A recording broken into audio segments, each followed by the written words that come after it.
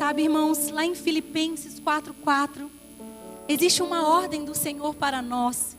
E lá diz: alegre-se sempre no Senhor. Novamente direi, alegrem-se. E esse é um desafio que nós temos, de permanecermos alegres e felizes, mesmo diante de situações tão contrárias. A pergunta é: Luíde, como eu vou ser feliz?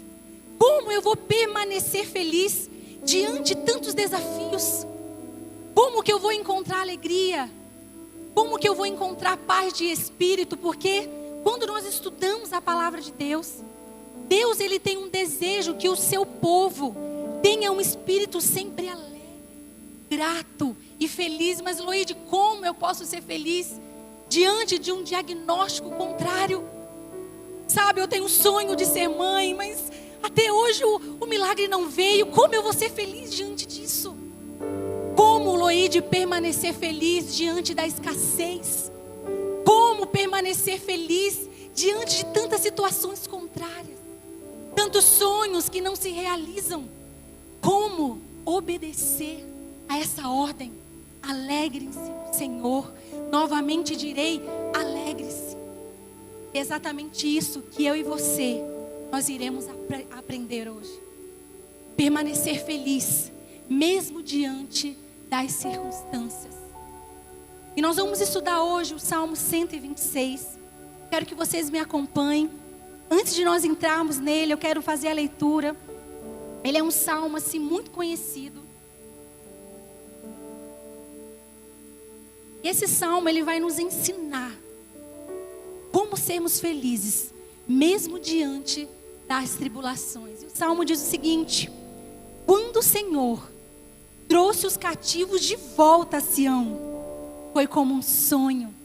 Então a nossa boca encheu-se de riso e a nossa língua de cantos de alegria. Até nas outras nações se dizia: o Senhor fez coisas grandiosas por este povo. Sim, coisas grandiosas fez o Senhor por nós. Por isso estamos alegres. Senhor, restaura-nos, assim como enches o leito dos ribeiros no deserto. Aqueles que semeiam com lágrimas, com cantos de alegria colherão.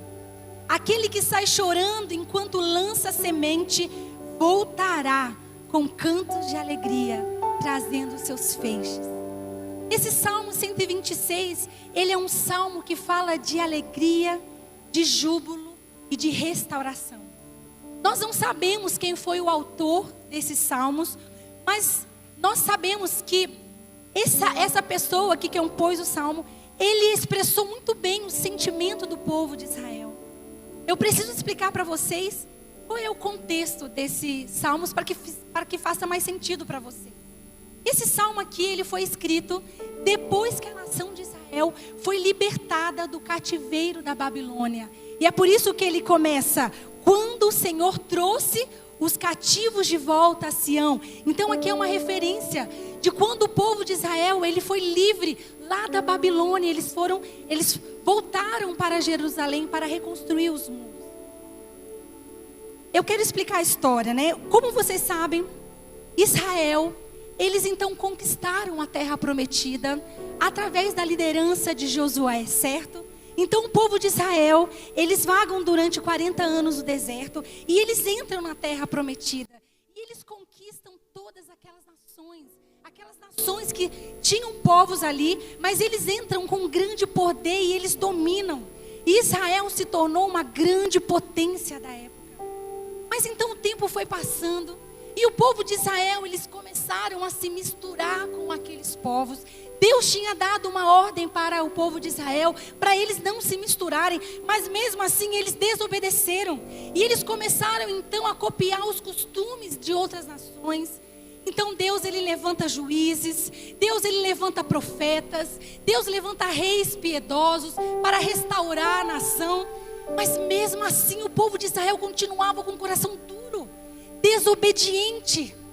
Então chega um momento que é como se a paciência de Deus se esgotasse. Então Deus traz um castigo para o povo de Israel. E o castigo do povo de Israel era que eles seriam expulsos da terra prometida, pela qual eles conquistaram com grande poder. Então o Senhor, primeiramente, Ele manda os assírios. E Deus manda os assírios e Ele vem para o reino norte, capital Samaria. Eu quero que você entenda que nesse momento da história, o povo de Israel está dividido em duas potências.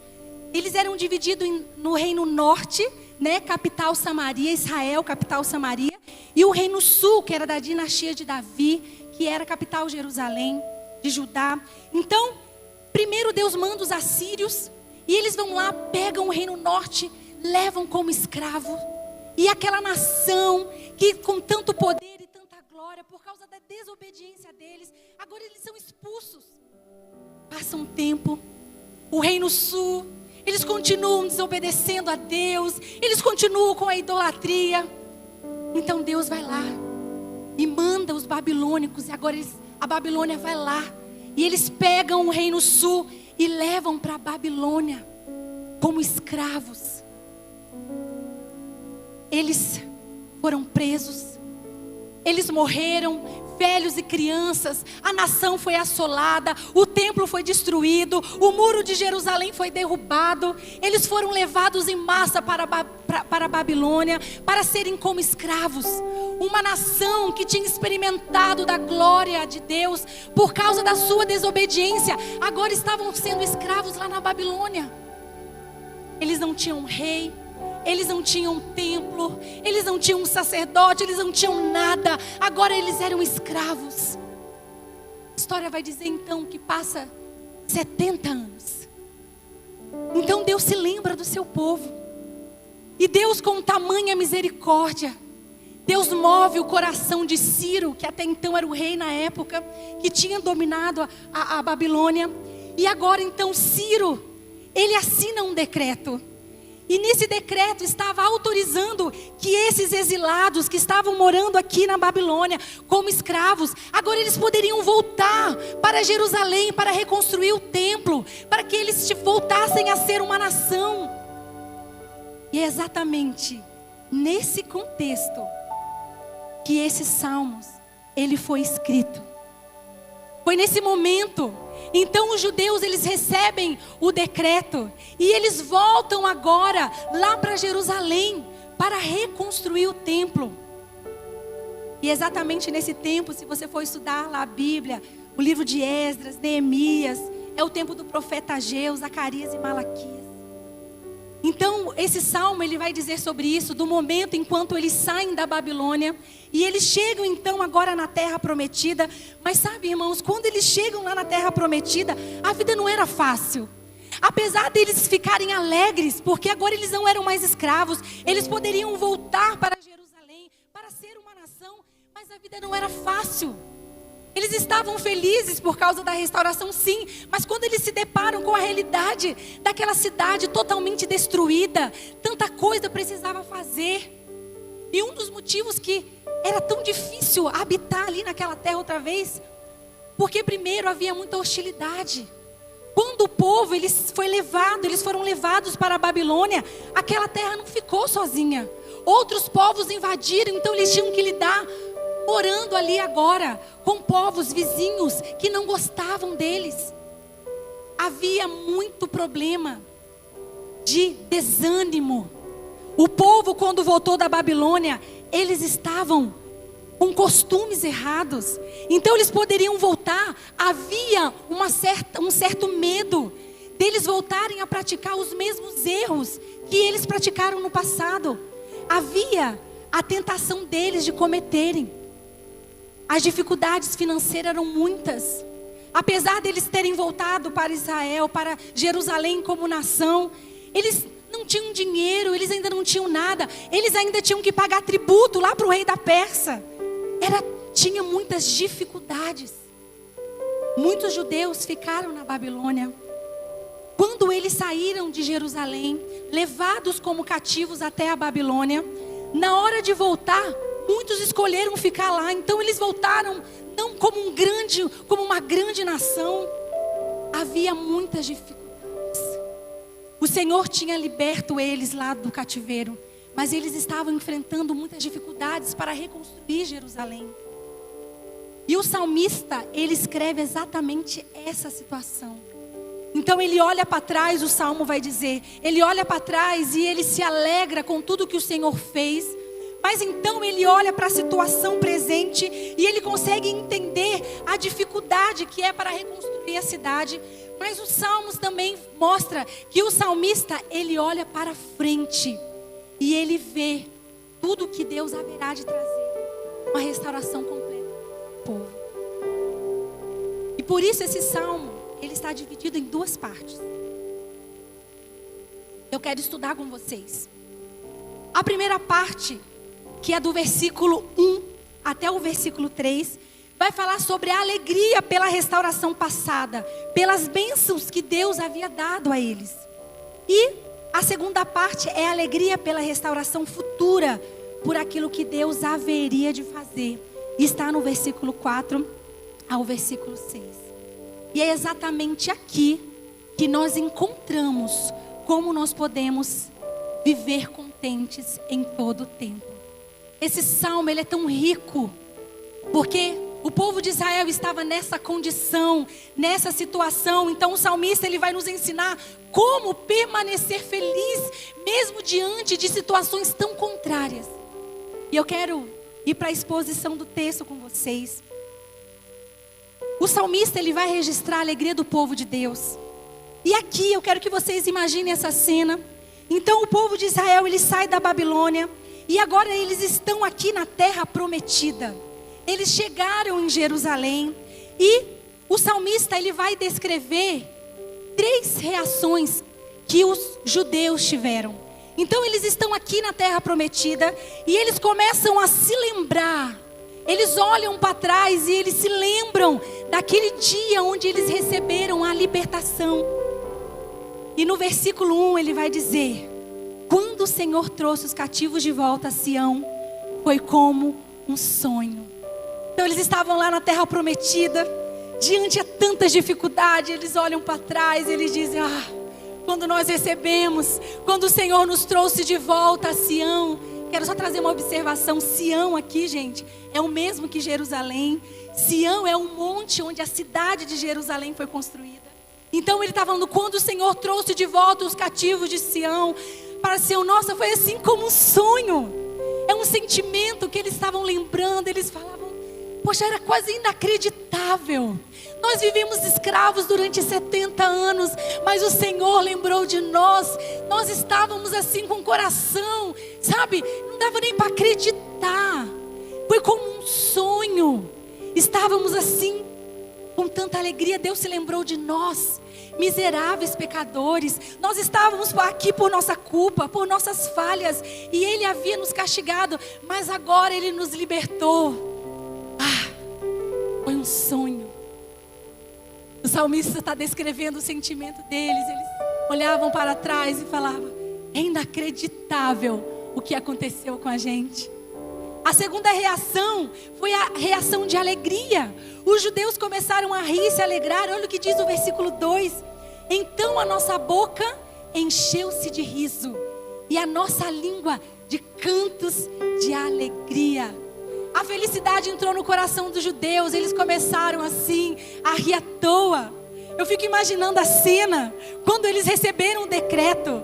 Eles batiam assim um no ombro do outro e eles só conseguiam rir. Já recebeu uma notícia boa e que você não consegue parar de rir? Vocês já receberam que você fica até dói? Eles estavam assim, eles estavam rindo à toa. Eles não acreditavam. Eles batiam, eles se abraçavam. E aí o salmista vai dizer que a língua deles estavam cheio de cantos de alegria. A boca deles se encheu de alegria e eles começaram a falar do gozo. O salmista, ele está lembrando desse grande dia. Eu me lembro, a nossa boca se encheu de alegria.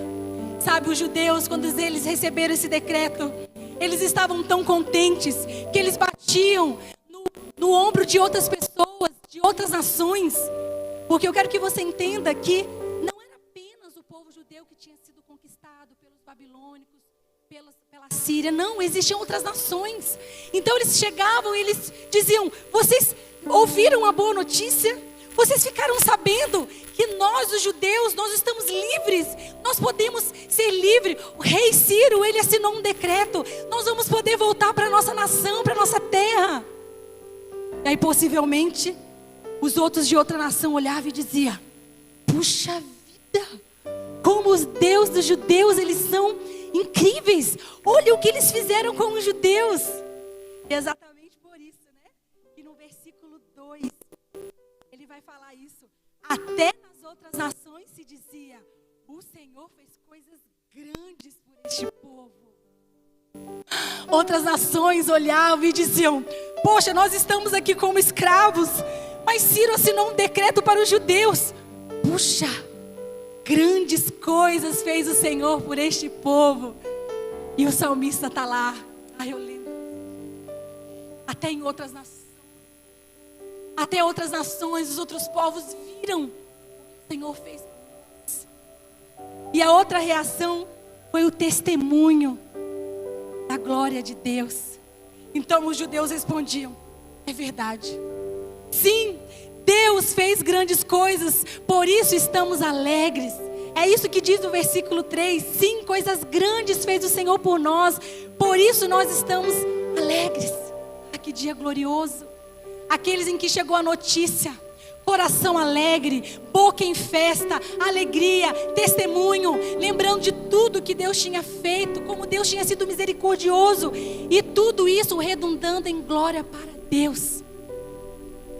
Os judeus, eles entendiam que sim, Ciro assinou o decreto, mas foi Deus que segurou a mão do rei assinando, e é por isso que ele estava dando glória a Deus. Ele disse: é verdade, grandes coisas o Senhor fez por nós. É por isso que nós estamos aqui celebrando. Nós estamos celebrando. E é isso que o salmista está escrevendo, certo?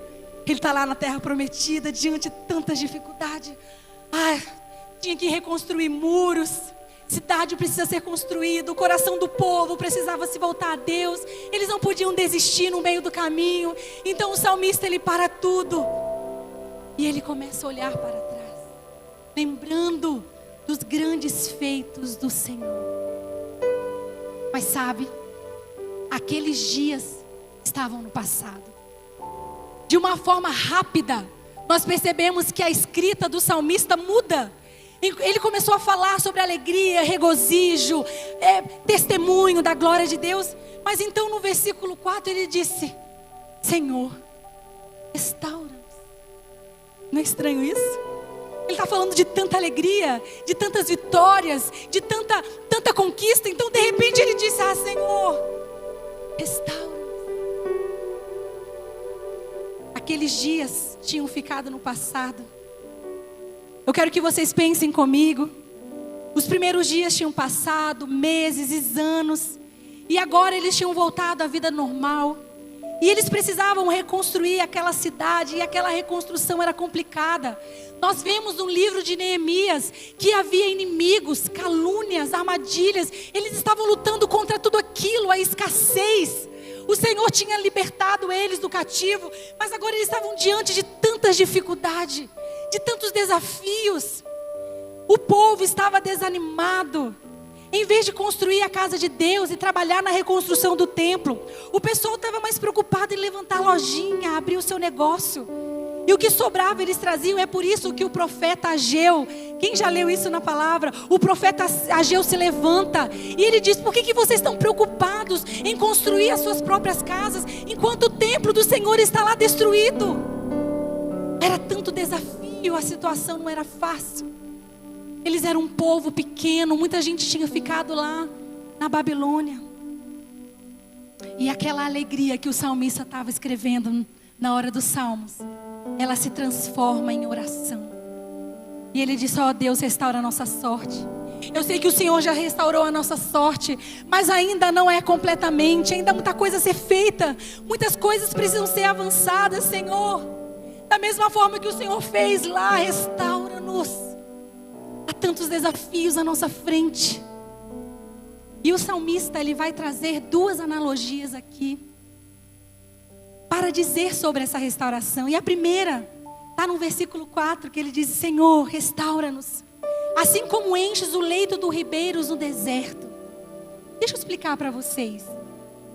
A região deserta, ela passava a maior parte do tempo seco, não é assim? E havia muitos riachos que ficavam secos, a ponto do leito ficar rachado. Então, nesse deserto, havia alguns ribeiros de água, algumas correntes de água, mas como o sol era muito, como era muito seco, aqueles riachos, eles secavam, não tinha água. E aqueles ribeiros de água, eles pareciam assim como veias de cadáver, ressecado. Tinha apenas ali, você via apenas que ali foi um rio um dia, mas por causa que era muito seco, aquilo sumia aquela água. E então, de repente, havia uma grande chuva nas montanhas, e essa chuva ela descia, uma torrente de água, ela vinha e ela inundava os ribeiros. E aquilo que estava seco estava cheio de água. É isso que o salmista está dizendo. Ele está dizendo: Senhor, restaura-nos, assim como o Senhor enche os leitos dos ribeiros, que são secos, que são duros, sem vida. Mas de repente vem água de forma sobrenatural e enche aquele ribeiro, restaura a nossa sorte. É isso que o salmista está dizendo. Ele está dizendo: restaura. Vem com poder, vem com graça, com majestade, abundância. Restaura completamente o teu povo. Termina a obra que o Senhor começou. O salmista está dizendo: nós somos como esse ribeiro seco. Há tanta coisa a ser feita, há muro para ser reconstruído, há o coração do povo. Nós precisamos crescer como nação outra vez, Senhor. Assim como o Senhor enche esses ribeiros que estão secos por causa do sol, duros. Mas o Senhor manda água. E de repente esses ribeiros se enchem outra vez. Restaura a nossa sorte. É isso que o salmista está dizendo. Essa é a oração do salmista. Então ele vai para a segunda analogia dos salmos e ele diz: aqueles que semeiam com alegria, com lágrimas, com cantos de alegria colherão. Aquele que sai chorando enquanto lança a semente voltará com cantos de alegria, trazendo seus feixes. Naquelas épocas de seca, eles tinham que plantar. Mesmo se o terreno tivesse seco, à espera da torrente de águas, certo? Então os ribeiros estavam secos. Estava muito sol, não tinha água. Mas mesmo assim o agricultor ele precisava semear à espera das torrentes de água. Então esse agricultor, ele ia espalhando a semente, mesmo naquela terra seca, mas ele ia lançando a semente em esperança, porque eles dependiam da chuva. Então é por isso que o salmista diz: enquanto semeava, as lágrimas iam caindo, no sentido de que nós estamos semeando essa semente, mas nós não sabemos o que vai acontecer, porque nós dependemos da chuva. Será que a chuva vai vir? É por isso que ele usa essa ilustração. Ele diz que aquele que semeia com lágrima. Mas então o salmista, diferente do agricultor, que dependia da chuva, que dependia dessa torrente de água, o salmista, ele vai lembrar da fidelidade de Deus. Aí no versículo 6 ele diz: aquele que sai chorando quando lança semente, voltará com cantos de alegria, trazendo seus feixes. É como se o salmista estivesse falando: eu não tenho dúvida da fidelidade de Deus. Eu tenho certeza, os leitos dos ribeiros serão cheios, serão inundados com as águas mandadas por Deus. Então com cantos de alegria voltará os seus feixes. Não há dúvida no meu coração, eu tenho certeza que eu estou lançando nessa terra seca, mas eu tenho certeza que eu voltarei com os meus feixes nas mãos, com cantos de alegria. O salmista agora ele olha para a frente e ele sabe da fidelidade de Deus. Ele sabe que enquanto os agricultores lançam a semente e eles não têm certeza, eles não têm dúvida, certamente nós voltaremos com um canto de alegria, com os nossos feixes nas mãos. Eu quero que você preste atenção em algo. Note que o salmista, ele se alegra quando ele olha para trás, quando Deus restaurou a sorte dele. ficamos com quem sonha. A boca se encheu de júbilo. Mas então agora, ele olha para frente, sabendo da fidelidade de Deus, dizendo: o Senhor, o nosso trabalho de semeador aqui nessa terra é seca, agora ela é feita com lágrimas, mas um dia nós voltaremos trazendo os feixes com júbilos. E esse é o segredo de ser feliz. O salmista, ele vai dizer: o segredo de ser feliz é quando eu olho para trás e eu vejo o que Deus fez, então eu me alegro. Mas então eu olho para frente e vejo o que Ele ainda fará e eu me alegro. A nossa alegria não pode estar restrita aos bens dessa terra, aos bens materiais, ou qualquer outra coisa. Mas a minha alegria está na ação de Deus, na história da redenção. Presta atenção no que eu estou te falando. A sua alegria não pode estar restrita a pessoas, a coisas, a conquistas. A nossa alegria, ela deve estar focada na intervenção de Deus na história da redenção. O que Deus fez comigo e o que Deus fará por nós. Esse é o segredo para ser feliz. Sabe como nós enfrentamos as dificuldades? Sabe como nada pode roubar a sua paz? Em primeiro lugar, você precisa olhar para trás e você precisa lembrar do que Cristo fez por você. Queridos, nós temos muito mais motivos do que o povo judeu naquela época. Porque Ciro, eles foram libertos de uma dívida política, de um governo político. Mas só que eu e você, nós somos libertos da escravidão do pecado. Enquanto aquele povo judeu, eles tinham sido libertos apenas por algo político, eu e você fomos libertos da condenação do pecado. Ele nos livrou do cativeiro de Satanás, quando nos tirou do reino das trevas e nos levou para o reino do Filho do seu amor.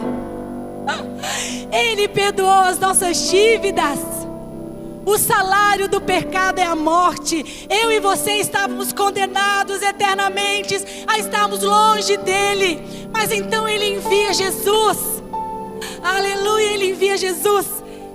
E a nossa dívida foi paga. Uma dívida que era impagável. Nós não conseguiríamos pagar. Nós estávamos condenados ao pecado. Ele perdoou a nossa dívida.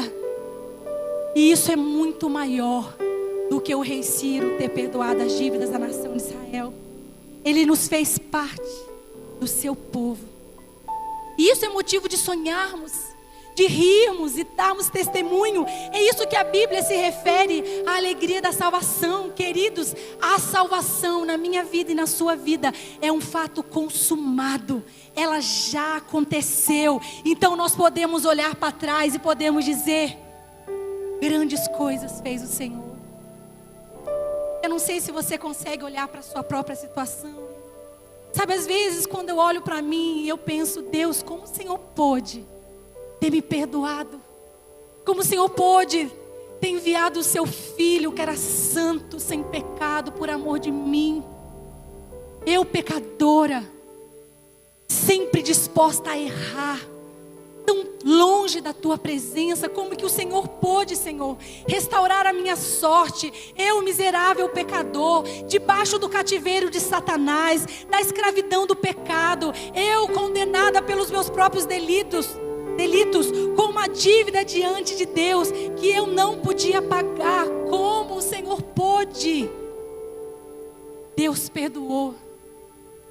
Deus, Ele esqueceu. Deus libertou. Deus te fez filho. E como filho você se tornou herdeiro dele.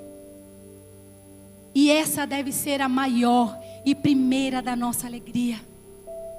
Nós podemos olhar para trás e dizer: grandes coisas fez o Senhor. E por isso estamos alegres. Sabe por que a gente vive triste? Sabe por que nós ficamos abatidos diante dos diagnósticos?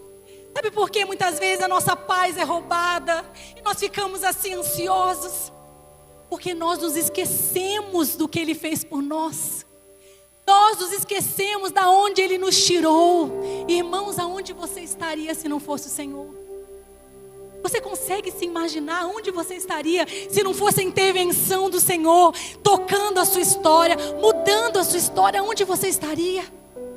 Mas muitas vezes nós nos esquecemos. Nós esquecemos de olhar para trás e lembrar: um dia eu fui escravo, um dia eu estava condenado ao inferno, um dia eu estava condenado à morte eterna. Nós nos esquecemos de qual era o nosso destino. E é assim que nós vivemos alegres nesse mundo. Nós olhamos para trás e vemos quem nós éramos e vemos o que Deus nos tornou. Queridos, presta atenção. Um dia você foi condenado a estar eternamente longe do Senhor. Mas então Jesus, com aquele grande amor, pagou a nossa dívida. E hoje você não é mais escravo, querido. Querido, você não é mais escravo, você agora é filho. E como filho você tem direito a uma herança. Como filho você tem direito a uma eternidade. O que esse mundo pode nos tirar? Que situação pode se comparar a isso, irmãos? Nós somos filhos de Deus. O diabo não pode nos tirar e roubar isso nunca. Podemos perder coisas, podemos passar por situações, mas a alegria da salvação ninguém pode tirar. E é por isso que hoje você pode declarar: eu não sou mais escravo, eu sou filho de Deus. Declare isso ao Senhor. Do medo. Ah, Jesus. Ah, Jesus.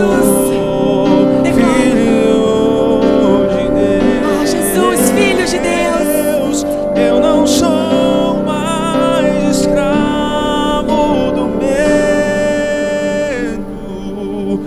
Eu sou filho de Deus. Vamos dizer mais uma vez, diga. Eu não sou mais escravo do medo. Eu sou filho de Deus. Jesus. Eu não sou mais escravo do medo.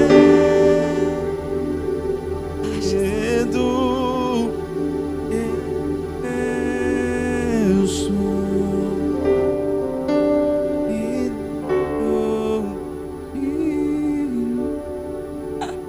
Aleluia, quantos são filhos de Deus? Aleluia. Nada pode roubar a sua alegria.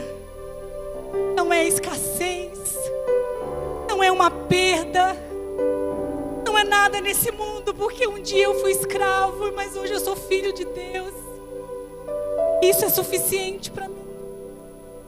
Como ser feliz diante da escassez, Loide? Lembrando quem você é. Você não é escravo, você é filho de Deus. E é por isso que na sua boca tem que ter alegria, júbilos de canto. Grandes coisas fez o Senhor. E essa é a paz que o mundo não entende. É por isso que quando você está diante de uma dificuldade e você consegue permanecer em pé, as pessoas olham e pensam: por que você está feliz? Você acabou de passar por aquele problema. Sabe aquela paz que excede o entendimento? Só quem é filho de Deus entende. Porque a minha alegria não está baseada nessa terra. A minha alegria está baseada no que Deus fez por mim naquela cruz.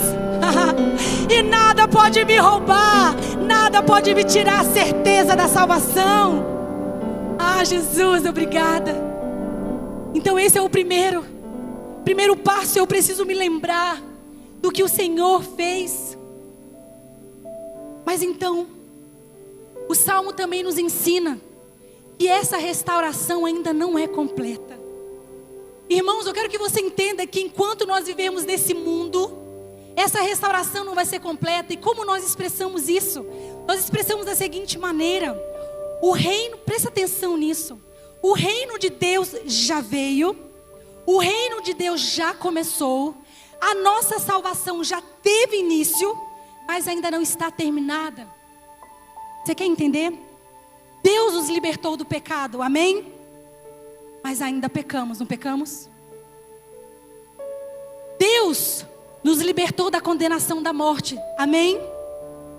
Mas nós ainda experimentamos a morte física. Sim ou não? Ele quebrou o poder de Satanás sobre nós, mas o diabo ainda anda ao derredor procurando alguém a quem possa devorar. Ele já nos livrou da condenação eterna, mas nós ainda vamos experimentar a morte física. O Senhor já nos restaurou, mas ainda nós clamamos: restaura-nos, Senhor. Enquanto nós estivermos aqui neste mundo, nós oramos para que Ele termine a sua obra. O reino de Deus já veio completamente, foi isso que Jesus disse: o reino de Deus está entre vós. Mas Ele nos ensinou a orar: venha o teu reino. O reino veio, mas ainda virá. Já nos restaurou, mas ainda oramos: restaura-nos. Deixa eu explicar uma coisa. Nós então fomos libertos do pecado. Nós somos filhos de Deus. Mas enquanto nós estivermos nessa terra, você precisa entender isso, nós estaremos muitas vezes como aqueles riachos secos. Algumas áreas das nossas vidas ainda vai faltar a restauração completa. E nós muitas vezes poderemos nos sentir como o povo de Israel estava se sentindo, como aqueles ribeiros, como aquelas veias secas, sem água. E talvez você passe por situações na sua saúde. Você já foi curado, mas nós clamamos: cura-nos, Senhor. Talvez no seu casamento você tenha passado situações e você diz: Luíde, me sinto assim como aquele ribeiro seco no deserto. E é por isso que nós clamamos: restaura-nos, Senhor. Assim como o Senhor enche os ribeiros no deserto, restaura-nos. Complete a obra no meu casamento, complete a obra na vida do meu filho, complete a obra na minha saúde, complete a obra em mim, Senhor. Restaura-nos. E é por isso que Jesus disse que no mundo tereis aflições. Mas isso não é motivo para te deixar infeliz, porque nós sabemos que nós temos um Pai. E assim como aquelas águas enchem os ribeiros de forma milagrosa, de forma inesperada, vai acontecer na sua vida também. Então clame: restaura-nos. Restaura-nos como o Senhor enche os ribeiros no deserto. Restaura-nos, restaura-nos. Mas então o salmista, ele olha para o futuro, onde Deus nos dará a restauração completa. E ele vai dizer: aquele que semeia com lágrimas, com cantos de alegria colherão. Aquele que sai chorando enquanto lança semente, voltará com cantos de alegria, trazendo os seus feixes.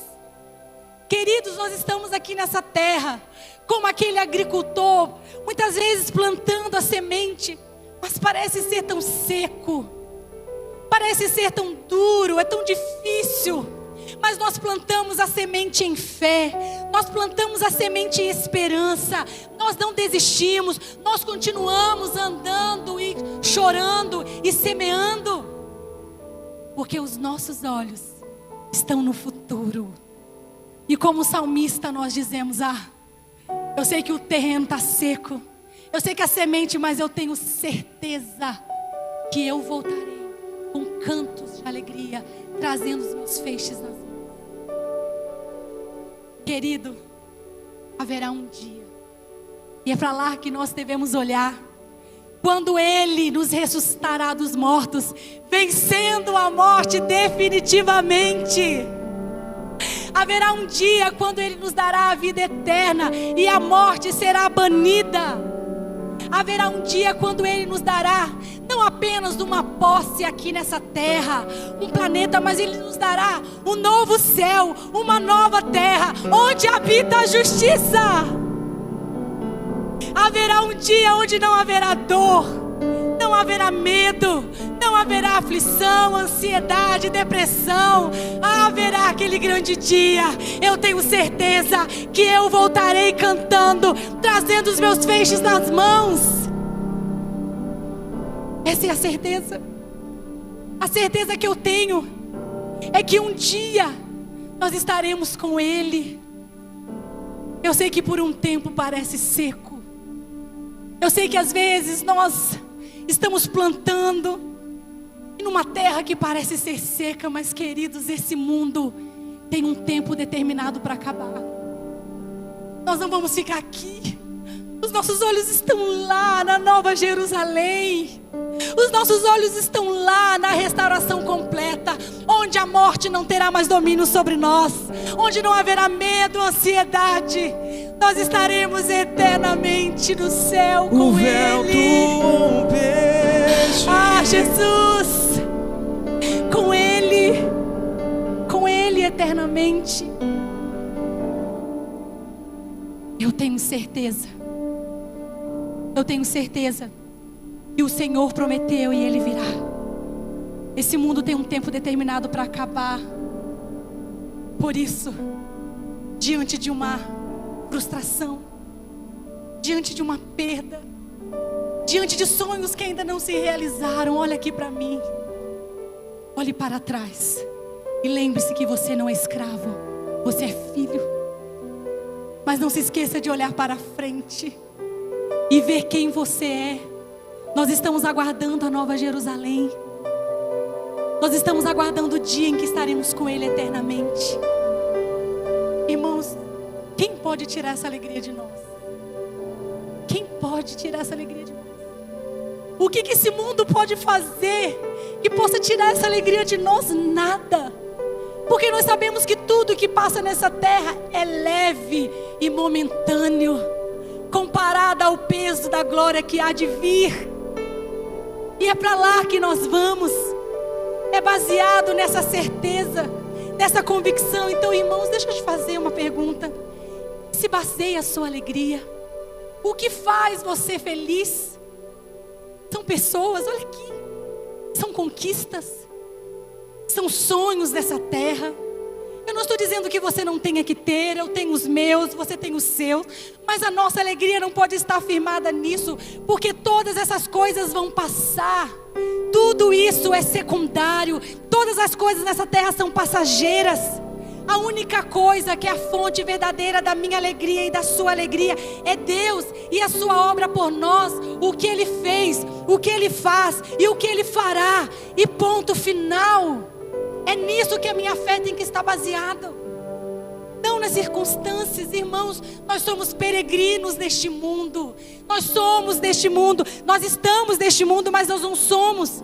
Nós estamos rumo à Nova Jerusalém. O nosso coração precisa desapegar das coisas dessa terra. Essas coisas são boas, mas a sua alegria não pode estar nelas. Pois um dia, se um dia te faltar algo, porque, irmãos, nós podemos perder pessoas amadas. Podemos ou não podemos? E o que vai fazer você permanecer? A sua convicção de que você... E que essa terra, tudo isso aqui é passageiro, irmão. Nós estaremos na eternidade com o Senhor. É para lá que eu vou. É para lá que você vai. Em Romanos 8,18 disse: considero que os nossos sofrimentos atuais não podem ser comparados com a glória que nos será revelada. Ah, os nossos sofrimentos atuais, ah, Senhor, nós plantamos a terra seca. Nós andamos e plantamos porque nós entendemos que esses sofrimentos atuais, eles não podem ser comparados com a glória que nos será revelada. Em 2 Coríntios 4,16, eu quero que o louvor venha aqui. Ele diz o seguinte: por isso, nunca desistimos. Ainda que o nosso exterior esteja morrendo, o nosso interior está sendo renovado a cada dia. Pois essas aflições, fala, pequenas e momentâneas. Irmãos, olha para a sua aflição. Ela é pequena e ela é momentânea. Essas aflições pequenas e momentâneas que agora enfrentamos produzem para nós uma glória que pesa mais que todas as angústias e durará para sempre. Portanto, não olhamos para aquilo que agora podemos ver. Em vez disso, fixamos o olhar naquilo que não se pode ver. Pois as coisas que agora vemos, fala, logo passarão. Mas as que não podemos ver, durarão para sempre.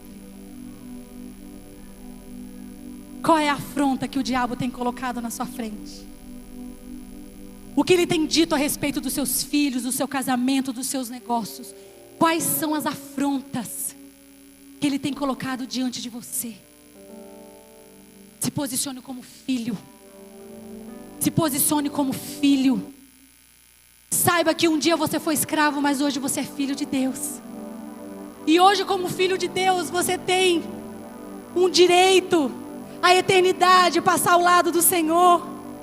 Então, quando o diabo vir diante de você, tentar te afrontar, você vai olhar e vai dizer: ah, essas leves e momentâneas tribulações. Ah, essas leves e momentâneas não pode ser comparado a tudo que eu já vivi e que eu ainda vou viver. Ah, essas leves e momentâneas tribulações. Sabe, queridos, tem uma moça que eu tenho acompanhado na internet. Não vou me lembrar, estou tentando lembrar o nome dela aqui, mas eu não lembrei. E ela é uma mulher que é uma serva do Senhor. E ela descobriu um câncer. E esse câncer está assim, todo o corpo dela. E ela então, sempre gravando vídeos e adorando ao Senhor. Adorando a Deus. Porque sabe, irmãos, filhos de Deus, nós sabemos. E se um dia o Senhor não nos curar, e o Senhor, a sua infinita sabedoria, escolher não nos curar, apesar de nós clamarmos, nós sabemos. E o dia em que nós fecharmos os nossos olhos aqui na terra, nós abriremos na eternidade com Ele. Nada pode roubar a nossa alegria. Nada, nada, nada. Porque nós temos certeza de uma eternidade nos aguardando. Quero que você feche os seus olhos.